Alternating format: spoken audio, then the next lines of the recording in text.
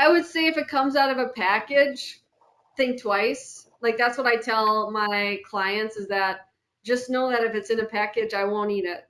You should really think twice if it has a label on it. That's not real food. And even like Duncan Hines now has like a keto brownie, which I don't even know how they can claim that. There's gluten in it. There's just junk. Just be wary. Like unless it's an eggshell, stay away from packaged foods.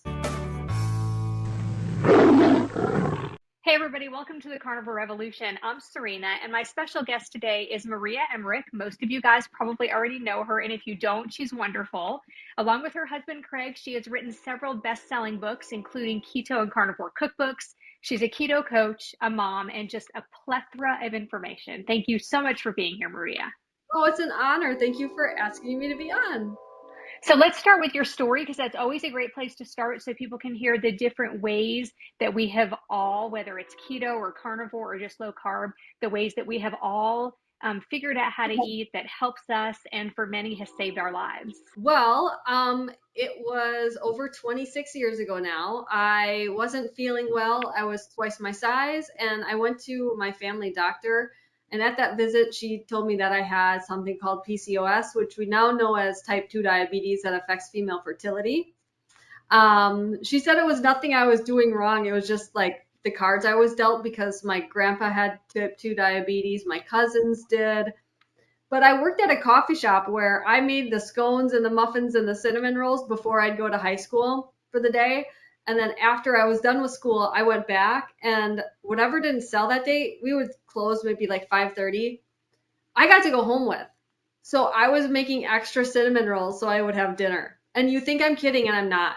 Like I would go home with boxes of blueberry muffins and scones and all this stuff. And I would just, that's what I was eating. And I was living off of caffeine. And when you look into what causes PCOS and the excess androgens in a female body, it's excess caffeine, sugar, and carbohydrates. And I was living off of coffee. I had an IV of coffee, and I just ate just junk.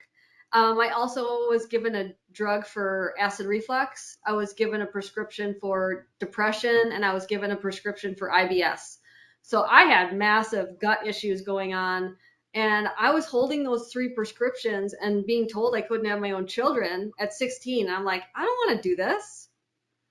And so I just changed my diet. I got in the kitchen. I was like, I'm not eating chicken breasts and broccoli. I hate that. Like, and I still don't eat that. Um, so I wanted to eat my favorite things like cinnamon rolls, but differently. And so I just started creating things in the kitchen, and that's how I ate. And it's just interesting. You know what, Serena? When you're trying to cut out sugar and carbohydrates, what happens is your mom makes you your favorite pie. People are triggered when you cut out certain food groups, even though you know that they're not good for you. It's like they're afraid that you're going to change. And I was like, I'm changing for the better. Yeah, it's so scary for people, and I don't know why that is. I have actually had friends when like the occasion, like, in my first year when I would have, like, we went camping with this couple that we love, very close friends of our family, and he had some cherry Coke Zero, and I was like, oh, I'll have one of those. I hadn't had one in so long, and I had one, and she was like, good for you. Like, people just don't understand. So many people don't understand that when you do something like this, this isn't the extreme. It's the sad diet. It's the normal stuff that's the extreme, right? Right, right, right. We just got back from Italy, and my dad was like, you didn't drink any of the wine? I was like, Dad, I cut alcohol out like 15 years ago. I'm not going to, I was not good on alcohol. I just never moderated. I'm not a moderator of anything. And so I'm just better without it. And so that's just, I'm not going to like give up my alcohol free life just to try some Italian wine. Yeah. And speaking of Italy, I have a friend who says if you ever need an assistant on any of your retreats, my friend Wendy is willing to go and just be a participant and help you with anything that you need. That's so sweet. I mean, it is like, here's the thing, like I think as adults, all I do is work. We homeschool our children. And so for me, I don't have a lot of girlfriends or friends in general. I mean, it's just, I just don't, because I'm a worker bee, right? And so when I go on these trips, have you ever been to summer camp? Yes. Well, of course, well, 30 years ago, 40, 35 years ago.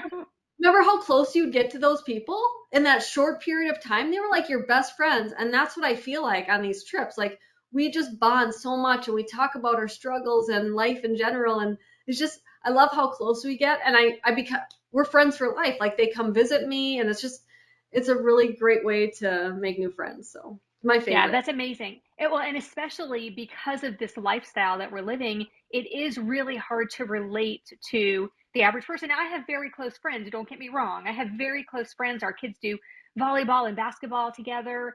But doing this does definitely set us apart. And we homeschool too. So I love that you homeschool, but it definitely does just change the way your friendships are. And so I have met some really, really great friends online. I consider them to be actual true friends. I recently met Kelly Hogan and Mhm. Jen Winkler in person, and we all had lunch together. And it was like we knew each other already, like there is just so much to this connection that we get with people that are like minded. Yeah. And yeah, it is. It's very special. And so I cherish those moments and those trips. And I want to go back to you talking about working at or making the baked goods for the coffee shop. So my two youngest daughters are 14 and 16 right now. They started a gluten-free baking business when they were 9 and 11, and it wasn't low carb, but it was gluten-free. And the stuff is good. Like, I mean, we experiment with a lot of recipes. I mean, we go to the farmer's market every Saturday, and I actually started Carnivore because I had this weird issue where things taste and smell rotten. It's called parosmia. It's an altered taste and smell issue. And at the time, a little more than 2 years ago, I had had that for about 3 months. And there were so many things I couldn't eat. Fruits and vegetables tasted and smelled rotten. Most meats, I couldn't be in the house if somebody was making eggs. Beef roast would send me to the bathroom getting sick because of the smell. I mean, there were just so many things, popcorn, peanut butter, garlic, onion, coffee, like so many things that just, and many of them still smell that way. But I started Carnivore because we would come home from the farmer's market and they would have the leftovers like you were talking about. And I was a binge eater. I can't moderate. I've never eaten one Oreo. I've never eaten one cupcake. And I was literally surviving on their baked goods because the sugar, the sweet things were the only things that tasted normal to me. And it was a really hard time. I was crying every day for several months. I would buy all these supplements to try to fix my taste and smell, everything I would read online that somebody had tried. I even bought red light nose therapy, like you stick it up your nose, these little things with red light on them. And that didn't work either. It was just terrible. And so my birthday weekend in May, they said, "Do you want us to make you your favorite gluten free cupcakes?" I said yes, and double the batch. And I ate 20 cupcakes in 36 hours. Were you I mean, sick? like, um, no, no, no, I wasn't. And that was almost the scary part. And that was on a weekend, and I woke up on Monday morning and said, that's it. And I knew I could eat a steak fresh off the grill and I could eat a burger fresh off the grill. I couldn't refrigerate them and reheat them because of some sort of weird chemical reaction with the smell. But I knew that to survive, I had to cut out the carbohydrates. And I already couldn't eat fruits and vegetables because of the taste and smell. Was it a histamine thing?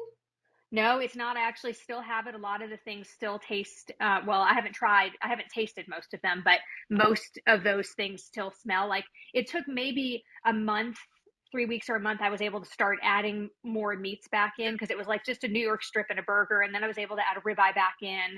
And then eventually eggs. And I still can't eat a beef roast, though. It's the weirdest thing. Not if it's cooked in an instant pot or a crock pot, but I can eat it if it's cooked in my black pearl earthware pot. I can eat it out of that, but the taste and smell just blows me away. It's so bad. So I do still have that problem, that because of the foods that I'm eating, obviously I don't crave the sweets as much anymore. And that's what was keeping me sane, but also making me crazy during that time. But it's interesting that we both had that, like, that leftover baked goods like addiction, because you can't just have one. And because you only want sugar and carbohydrates, because that's mostly what you're feeding yourself, you can eat that much in a day. It's wild. But now, like when my kids, we were on a flight. So here's the thing: we have a soda streamer, and ever since they were little, I would say, "Do you want a soda?" Which is just sparkling water, right? And I shouldn't have called it that because we were on a flight to Hawaii, and Kai was just little, and I went to the bathroom. If you know anything about having young kids, you never sit together on a flight. So we always would sit like two rows behind each other. One would sit with one kid, and Craig would sit with the other. And so I went to the restroom. Kai was by himself, and the stewardess, the flight attendant said, "Kai, do you want a soda?" yeah, I want a soda. And so he chugged a Sprite. And before I sat down and he threw up all over me. I didn't have a change of clothes either. But I think that's what our natural reaction is to having sugar. But when you're used to it all the time, we binge it and we don't even realize. I just don't think we realize how good we can feel when we're in that state of comatose of sugar. Yeah, absolutely. So what made you decide to start writing cookbooks? Um, so Craig and we met. I was only 17, and he was 10 years older than I was, and I told him I couldn't have my own children. I was married before I could legally drink alcohol, but he was like, let's adopt children. I was like, awesome, that's what I wanted to do. And so we started the adoption. And I was a rock climbing guide right out of college. I went to school for nutrition and exercise physiology, but I was going to be a stay-at-home mom. That was just my calling. I wanted to do that. And he lost his job. And if you know anything about when you adopt a child or children, when you lose a job that is your main source of insurance and income, like I was making, I think, like, I don't know, $8 an hour. So I didn't have insurance.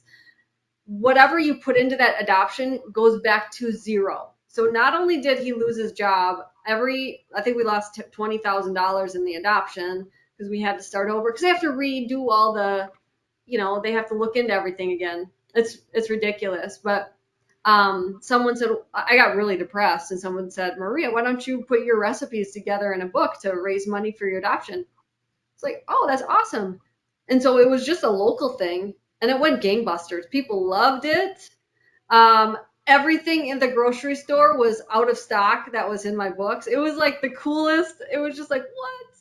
And someone's like, put a barcode on it so you can put on Amazon. And so I did. And before you know it, Halle Berry has the books. And it's just like, oh my gosh, this is cool. I think people want to I think there's a balance. I think food is pleasure because, like, when you think about your birthdays or 4th of July or Christmas, you have certain food memories. And I think there's a fine balance of having these good, pleasant memories with food and making it that's all you think about. So it's a very delicate balance. So I think that this is a fun way to do it because you eat it, you're satisfied, but it's not bringing on these cravings or these obsessions about food. I don't know if you feel that way too, but that's how because I love my food. I burned myself. I was making. I love using my cast iron skillet to make a steak, and I like it really crispy on the outside with tallow, and the tallow splashed on my hand. So, Look, we match. I don't know if you can see oh my my scar. God, you Do can you be see my scar? spirits. I I gave my, do. yeah, I have a scar on my hand. Same exact thing. Cast iron pan, lots of tallow in the bottom of the pan, and a steak. And it blistered. Yeah, yeah. So I have a scar too. So let's talk about keto certified foods because that drives me insane. Because if you are on keto to be healthy, or let's just call it low carb. If you're on low carb to be healthy and you're on low carb, maybe you have, a binge eating disorder like I had, like Maria had dealt with in the past. You don't recognize the fact that those keto products are garbage. They have artificial sweeteners in them. And what it does is it causes you to continue to crave that sweet taste or that sugar. So you can actually be addicted to the artificial sweeteners in a way, the same way that we're addicted to sugar. I would say if it comes out of a package, think twice. Like that's what I tell my clients is that just know that if it's in a package, I won't eat it. I mean, unless it's an eggshell, right? But you should really think twice if it has a label on it. That's not real food, and that's the thing. Like keto got popular, and so everybody jumped on the bandwagon. Even like Duncan Hines now has like a keto brownie, which I don't even know how they can claim that. There's gluten in it. There's just junk. Yeah, just be wary. Like, unless it's an eggshell, stay away from packaged foods. Yeah, and people just think that if it says keto on it, that it's okay if you're doing low carb. And the other thing that makes me crazy is it says keto certified on it, as if there is like some sort of organization that is saying, "Oh, let me check your ingredients. Oh, yeah, that's good," and they're putting a big check mark on it. That doesn't exist. There is no keto certification. There's no carnivore certification. So if it says keto certified on it, that's just, I mean, that's a sham. That's not even a thing. Well, there's a magazine called Women's World magazine. You usually see it at the grocery store. And a couple of my clients have been on the cover. Twyla is one of them. She lost 240 pounds. And on the cover, it says, Twyla lost 240 pounds on ultra keto. And then they talk about me and my diet. And I was like, um, it's not called ultra keto. It's called real food. And that's the thing though, Serena. Like if I go to the doctor, when I was first diagnosed with all of these things, they never once asked what I ate. However, now when they ask what I eat, I'm like, none of your business. Because it's a catch. If I'm keto, oh, I'm gonna die. If I say I'm carnivore, oh my gosh, you're gonna really die fast. But if I say I eat nothing from a package, I don't eat any sugar. When I mean sugar, I mean honey, agave, and any of that crap. I eat, no processed foods. And they'd be like, oh, that's great. But if you say, I eat a steak every day, you're gonna die. It's crazy how real food ends up being the thing that makes us different, right? Yeah. When everybody should be eating all of this real food. And my doctor, I did tell him that I was carnivore, and he's a functional medicine doctor. He was actually great with it, basically told me congratulations, which I thought was pretty cool. But I know most doctors do freak out and say, you can't eat like that, and then there's the, 50-pound overweight doctor giving the advice to eat more fiber and more grains like he does, and then he'll acknowledge that he's overweight. But if you know what's right, then why aren't you doing that? And if you are doing it, why isn't it working for you? And then, they want to give the advice to people. I mean, yeah. So I kind of just jokingly say, I'm a nutritionist. Don't worry about my diet. Yeah. Like I'm good. I'm good. Yeah, that's awesome. And the other thing is, and I heard you say this once in an interview, and I say this all the time too, when you take your dog to the vet, one of the very first things the vet says is, what are you feeding them? And our doctors never ask that. They're just like, here's a pill, here's a But prescription, that here's really happened to me.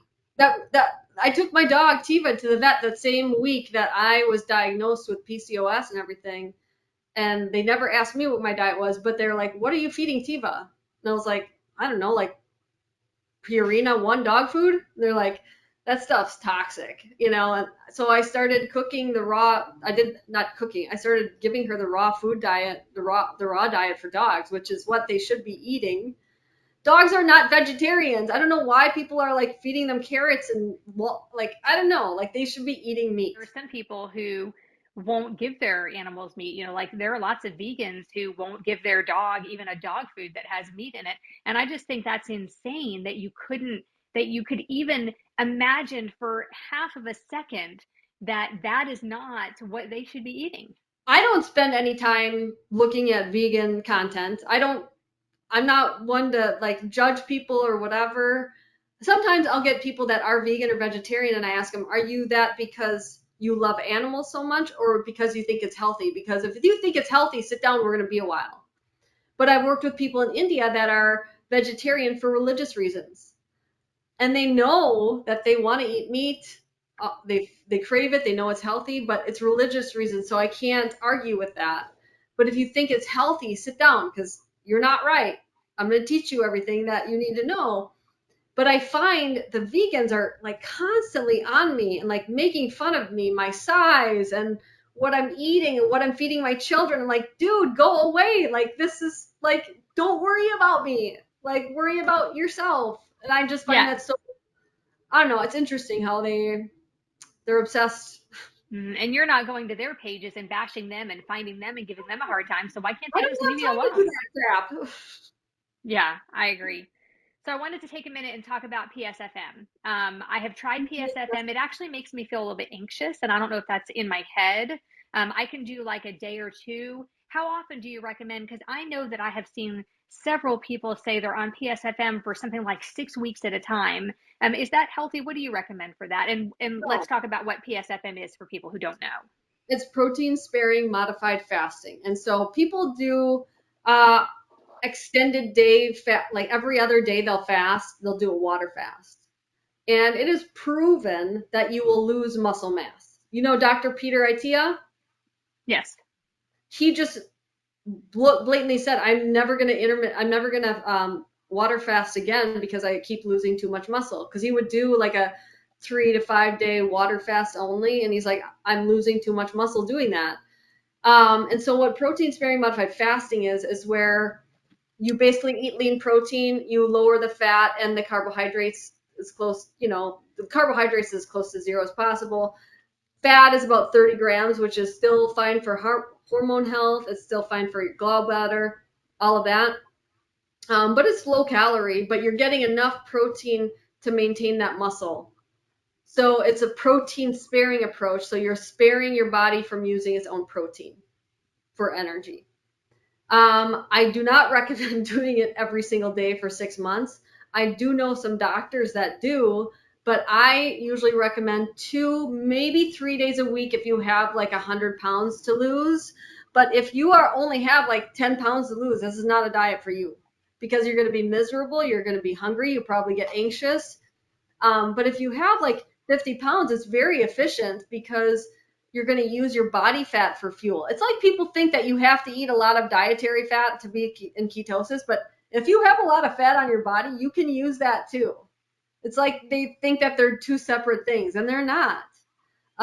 So that it's very, I mean, I work with a lot of obese people, and it works really well. And people that were going to get gastric bypass do this and it works so well they never get the gastric bypass, which is a good thing because you have a lot of nutritional deficiencies, you can't absorb nutrients, and it's a surgery, so that's an issue in itself. But it's a very effective way, and you're getting all the nutrients in that your body needs because protein is the most nutrient dense food. There's actually not a lot of nutrients in fat, like vitamin A, CLA, but the nutrients are in the protein.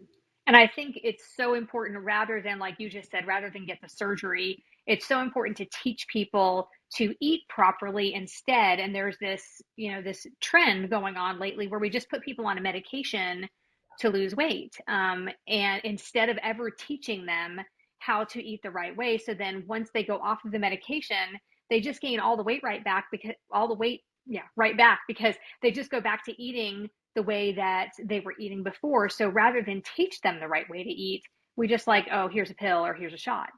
Right, right. So, and that's the thing. Like, and it's people don't have to do it if they want to work with me. It's just a one way to make it happen really fast.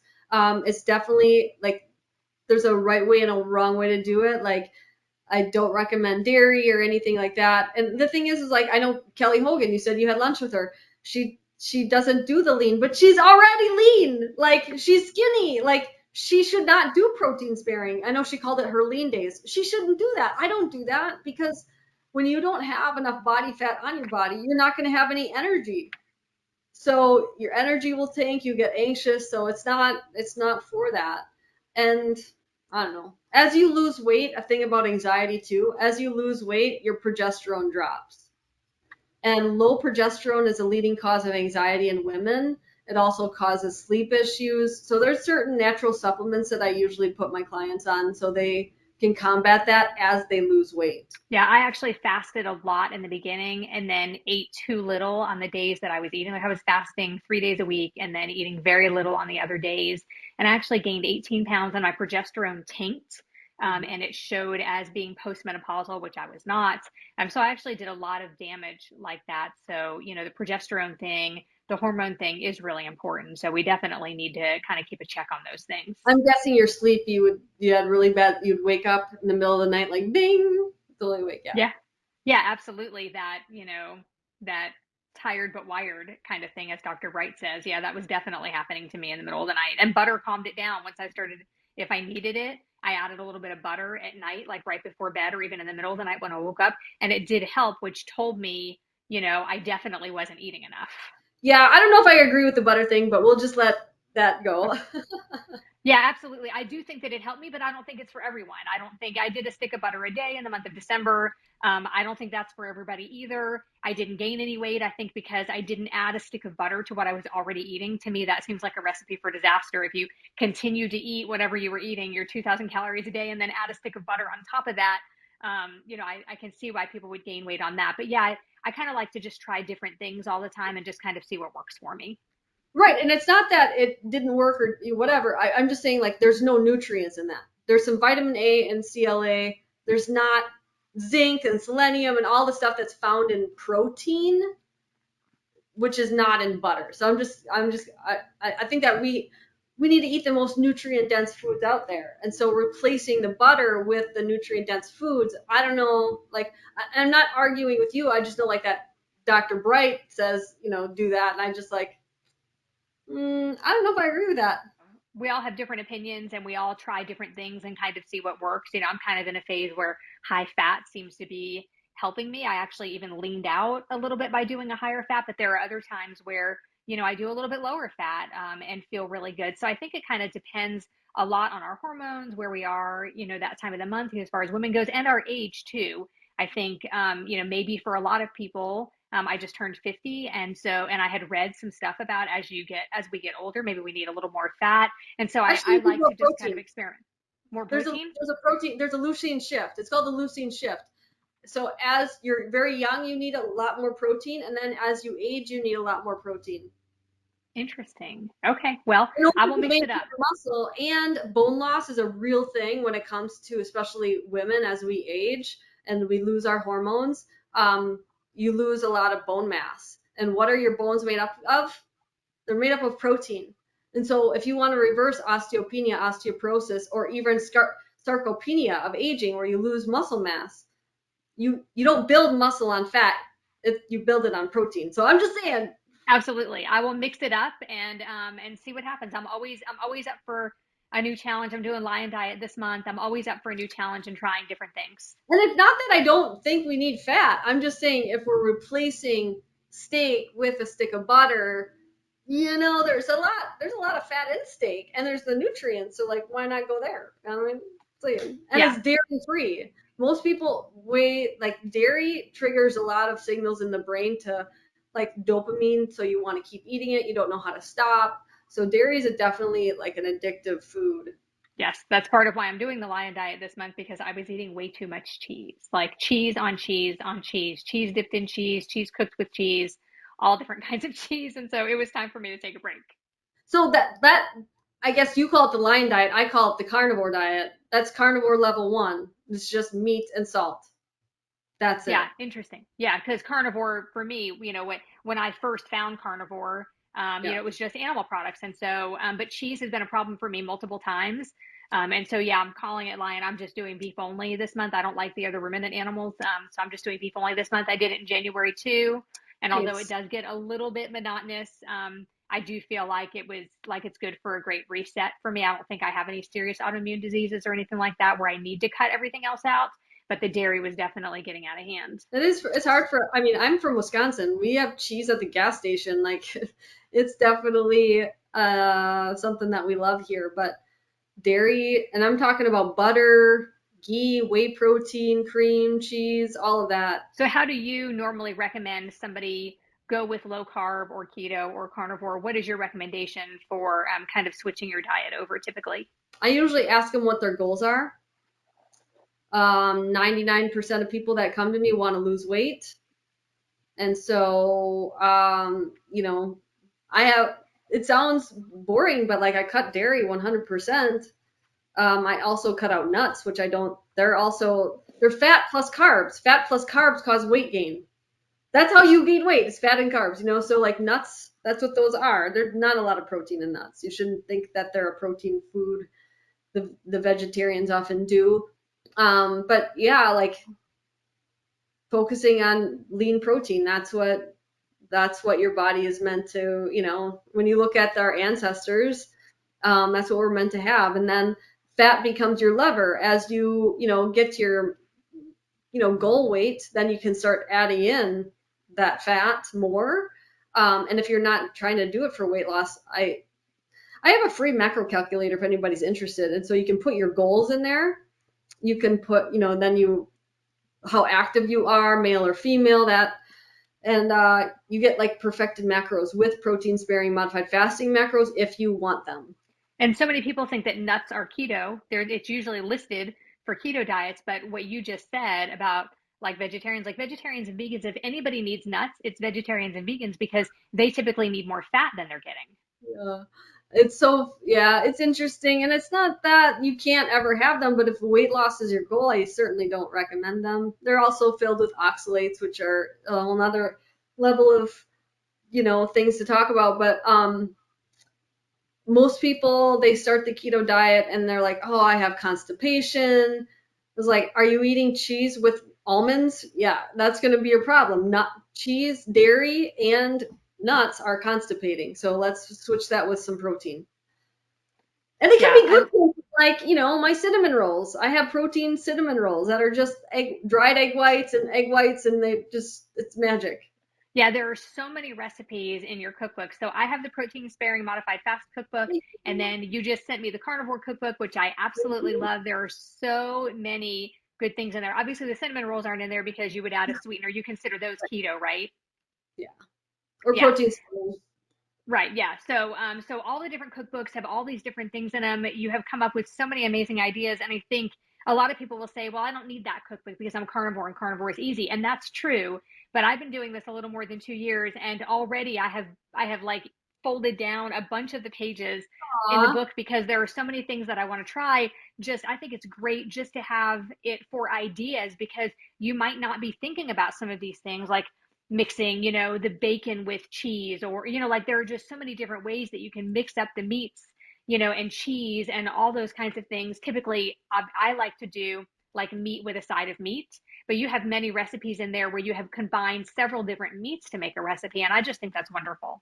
thank you. Thank you. I think the salt cured egg yolks are pretty phenomenal to like shred onto like a steak just for another texture profile and flavor on, you know, whatever you're making. So I think that one was fun. But I think, yeah, it's just, I don't know. I just like experimenting with foods and seeing what happens. Yeah, I love that. That's actually the first page that I marked yesterday Awesome. was the egg yolks. I just think that's going to be amazing. And as soon as I'm done with the lion diet, I am definitely, oh, I should start them now, and then they'll be ready when I'm done. That's what True, I'm going to do. true. Yeah. Yeah, I'm going to go ahead and start those. So, what is one piece of advice that you would give to somebody who is looking for a healthier way of eating, whether they want to lose weight or heal? What's your one piece of advice you would give? I would tell them a piece of advice that I personally struggled with. I'd be really good during the week, and then on the weekends would start, I don't know if you'd call it a binge, but it would definitely be like an unhealthy eating of, a French fry here would turn into like, just junk food. And then I'd hate myself on Monday because I'd feel awful. And I would reflect that, okay, for 15 minutes of pleasure in my mouth of eating, I feel awful all week. Like the math just doesn't work out. For that short period of time of stuffing your face with whatever it is causes you a week of feeling awful, maybe a year of feeling awful, 10 years that you're stuck eating this roller coaster of bad eating. It's just not worth that time. Life is short. If you're not happy with yourself, if you're not happy with how you feel physically, whatever, if you're in pain, chronic pain, nothing is worth that pain when it comes to food. And honestly, I eat delicious food. I'm not as strict as you. I do use a sweetener and I don't have a problem with it. Um, and I feel like I get to cheat and still feel awesome. I don't have any aches and pains. I don't have acid reflux anymore. I don't have IBS anymore. I don't have PCOS anymore. And I eat delicious food. So, boom, don't do it. Most people take what you just said about life being short and flip it around and say life is short, so you should enjoy it. But is it really enjoying it if you have I am all of those enjoying it. symptoms? I don't know. I feel like I am enjoying it. I don't know. I don't feel left out. I just got back from Italy and I did not feel left out not eating the gelato or pizza or pasta. Like they have the best meats there. Like there was no deprivation to be had. Yeah. So if you're thinking about starting something like the carnivore diet or low carb, make sure you get some of Maria's Oh, cookbooks because they have such great information in them and such good ideas. Maria, thank you so much for hanging out with me this morning. thank you, Serena. You are amazing. I'm very grateful to be on. Thank you so much. And we'll see you next time here on the Carnivore Revolution.